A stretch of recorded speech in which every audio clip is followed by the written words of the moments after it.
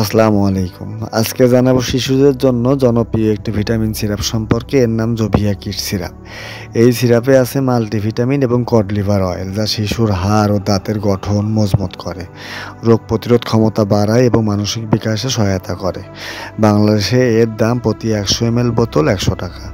যদিও Jovia kid syrup একটি vitamin supplement, তবুও এটি চিকিৎসকের পরামর্শ ছাড়া অতিরিক্ত খাওয়ানো ঠিক না।